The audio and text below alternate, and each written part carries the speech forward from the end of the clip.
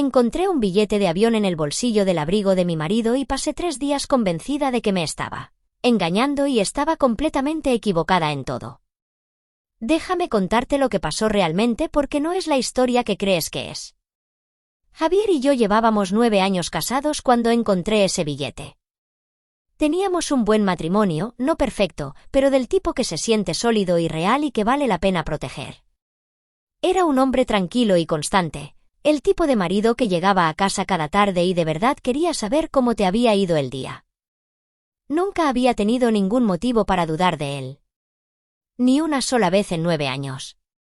Ese jueves por la mañana cogí su abrigo del gancho de la entrada porque estaba lloviendo y necesitaba algo con lo que salí rápido y mis dedos encontraron un sobre en el bolsillo y lo saqué y lo abrí sin pensarlo porque éramos ese tipo de pareja. Sin secretos. Sin puertas cerradas. O eso creía yo.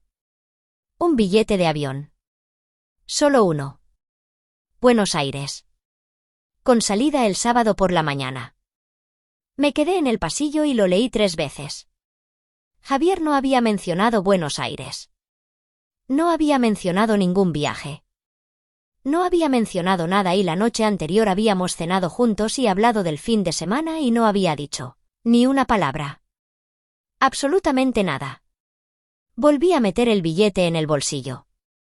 Fui al trabajo. Y pasé todo el día sentada en mi mesa intentando encontrar una explicación que tuviera sentido sin encontrar ninguna que me gustara. Esa tarde lo observé con atención. La forma en que miró el móvil durante la cena y sonrió ante algo en la pantalla antes de dejarlo boca abajo. La forma en que parecía más ligero de lo habitual, casi aliviado por algo.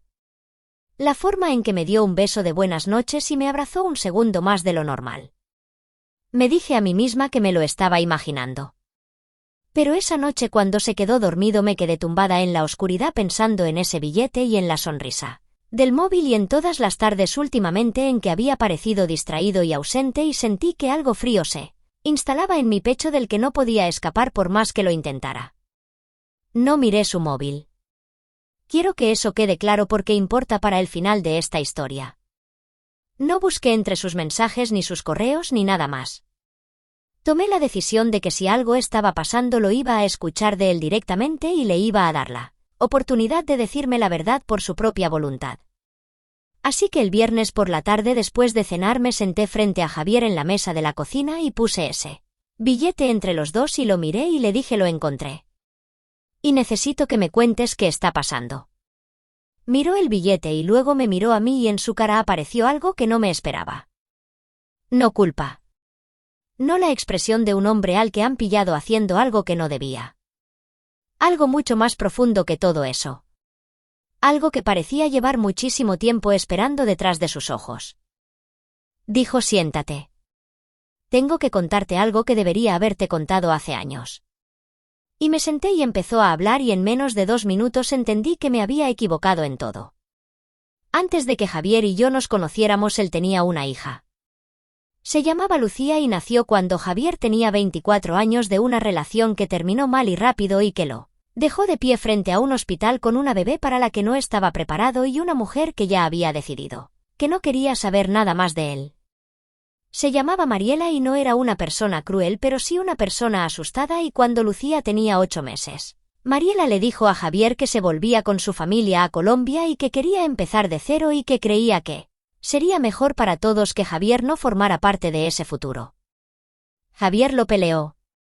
Contrató un abogado y fue a juicio y gastó hasta el último céntimo que tenía a los 24 años intentando mantener a su hija en su vida y perdió porque Mariela tenía familia con dinero y un buen equipo legal y Javier no tenía ninguna de las dos cosas y el juez autorizó el traslado.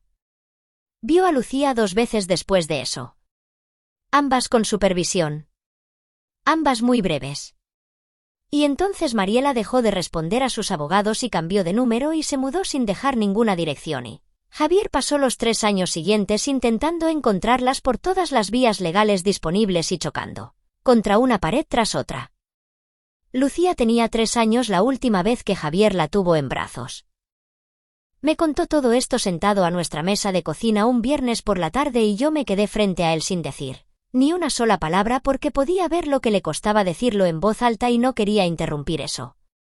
Me contó que cuando nos conocimos llevaba ya 4 años intentando encontrar a Lucía y estaba agotado y con él corazón roto de una manera que se había vuelto tan familiar que casi había dejado de reconocerla como dolor. Dijo que no me lo había contado porque no sabía cómo y porque cada vez que intentaba encontrar las palabras no podía superar el miedo a que cambiara la forma en que yo lo veía o a que yo no lo entendiera o a que decirlo en voz alta hiciera que la pérdida volviera a sentirse tan fresca que no pudiera soportarlo. Así que lo había cargado solo. Durante toda nuestra relación y nuestra boda y 9 años de matrimonio había cargado con esta hija, desaparecida como una piedra en el pecho y no me lo había dicho y yo no lo había sabido y habíamos construido toda nuestra vida juntos encima de ese silencio. Me quedé ahí sentada pensando en 9 años.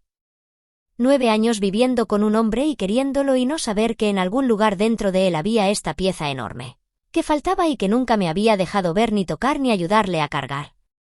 Y entonces Javier me contó lo que había pasado 3 semanas atrás.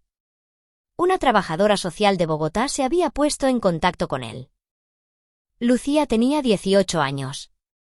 Había crecido y había empezado a hacer preguntas y Mariela quizás sintiéndose finalmente el peso de lo que había hecho o quizás simplemente sin poder seguir mintiéndole a una hija adulta que merecía la verdad le había dado el nombre de su padre.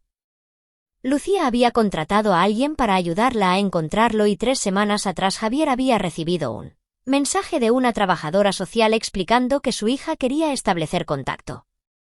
Javier había leído ese mensaje y se había quedado sentado en el aparcamiento de la oficina durante 45 minutos antes de poder arrancar el coche y volver a casa. Había estado en contacto con Lucía durante 3 semanas. Con cuidado, despacio, un mensaje cada vez, abriéndose camino hacia una hija a la que había tenido en brazos por última vez cuando tenía 3 años y que ahora era una mujer adulta que había pasado toda su infancia preguntándose por qué su padre nunca había ido a buscarla. Había comprado el billete a Buenos Aires porque Lucía le había pedido que se vieran en persona. Le había dicho que necesitaba ver su cara cuando respondiera a sus preguntas. Le había dicho que tenía muchas preguntas. Javier me miró desde el otro lado de la mesa de la cocina y su voz era muy tranquila pero sus manos no lo eran. Y dijo: debería haberte contado todo esto hace mucho tiempo y lo siento muchísimo.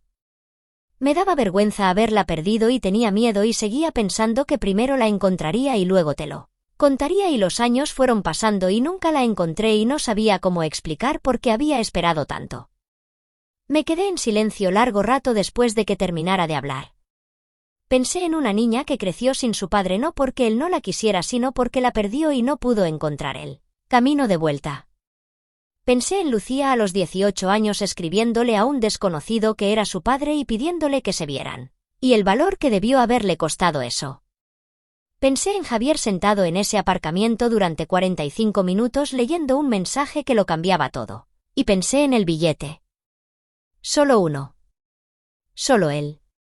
Porque no me había pedido que fuera porque todavía no me había contado nada y seguía intentando cargar con todo. Solo como siempre había hecho. Extendí la mano por encima de la mesa y puse mi mano sobre la suya. Levantó la vista y pude ver que intentaba leer mi cara y no lo conseguía del todo y le dije: Javier, necesito que me escuches bien. Asintió. Le dije: no vas a ir a Buenos Aires solo. Me miró sin decir nada. Le dije: lleva 18 años esperando conocer a su padre y no voy a dejarte entrar solo en esa habitación. Porque llevas demasiado tiempo cargando esto solo y eso se acaba ahora. Le dije: cómprame un billete. Vamos juntos. Su cara hizo algo que nunca le había visto hacer en 9 años de matrimonio. Simplemente se derrumbó por completo. Toda la compostura que había mantenido durante toda esa conversación se vino abajo en silencio y agachó la cabeza y sentí sus hombros temblar bajo mi mano y me quedé ahí y lo sostuve y lo dejé. Al cabo de un momento levantó la vista y tenía los ojos rojos y dijo: ¿por qué no estás enfadada conmigo? Y le dije: estoy un poco enfadada contigo. Voy a estar enfadada contigo por esto durante bastante tiempo.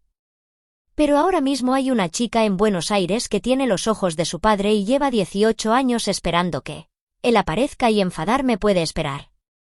Me miró un momento largo y luego dijo: no sé qué hice para merecer esto.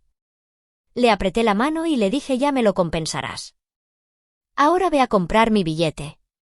Y lo hizo.